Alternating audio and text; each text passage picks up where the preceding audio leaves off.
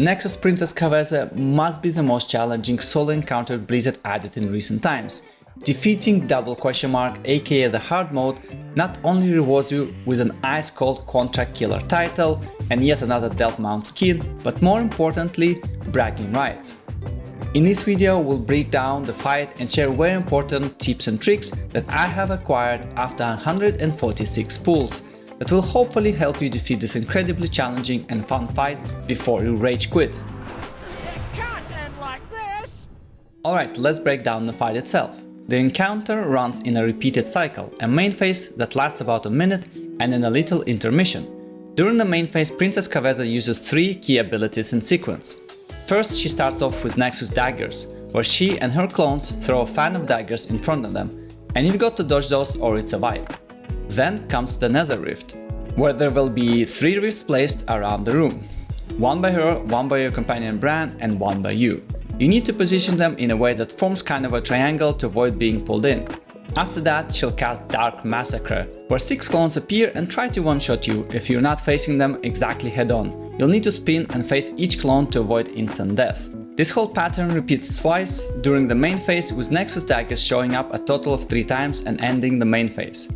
And then we hit the intermission, which is kind of a fun minigame where she disappears and you have to track the real version of her among her shadow clones.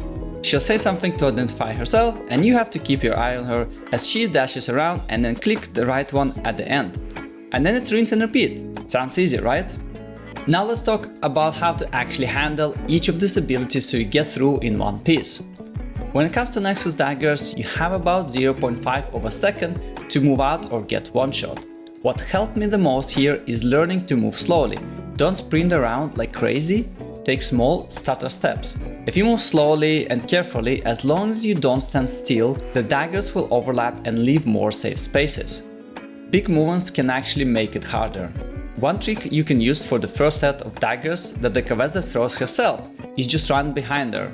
Otherwise, moving away from her into that wide safe space also works. And remember, every third set of daggers, their own lines on the ground disappear, so you can backtrack to safe zones if you need to.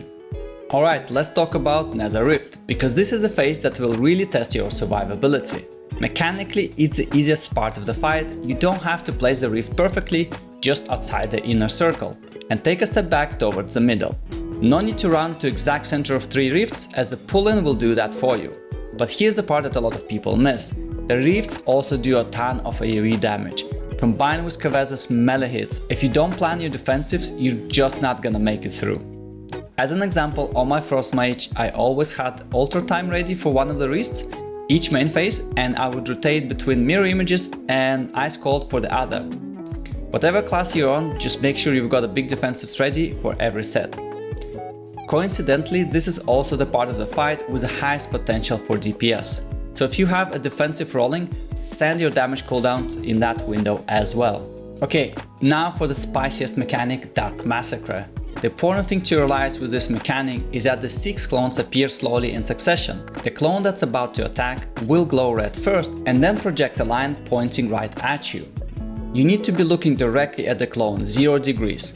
Even a near perfect alignment and the game will see it as a fail. So face it straight on and you'll survive. While you're doing that, look out for the next ones starting to glow red so you know where to turn. Keep your screen clear so you can actually see them. Sometimes a clone will appear behind you and that's where people usually die. And seriously, don't even bother with DPS during this phase, just focus on execution. Once you face down the last clone, then get back to hitting the boss. If you stay calm and track those red glows, Dark Massacre goes from annoying one-shots to trivial. When it comes to intermission minigame, it's all about practice and your eyes getting used to following the clones. What I suggest is standing dead center and using a hotkey to hide your UI. That way there's less clutter on screen to distract you. And after a few pulls it will become super simple.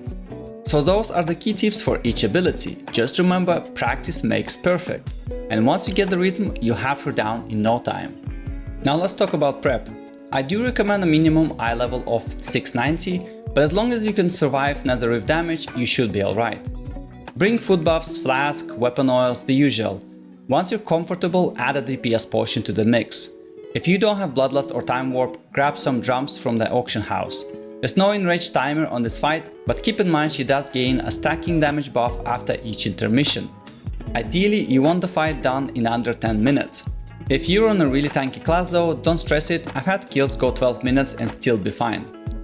Oh, and one little bonus tip, the campfire that Bran drops gives a nice primary stat boost and it stacks with the food buff. Always click it after a wipe. Bran's curios don't matter much, but I've used Quizzical Device and the audio amplification Crystal Curios, and my Frost Mage build is on the screen. So here's the bottom line, this fight is all about patience. Don't worry about DPS when you're first learning, just drill the mechanics until you've got them on autopilot. Once that happens, the damage will come naturally. Stick with it, keep practicing until you have Ky'veza down, and that shiny contract killer title to show for it. Good luck and happy hunting!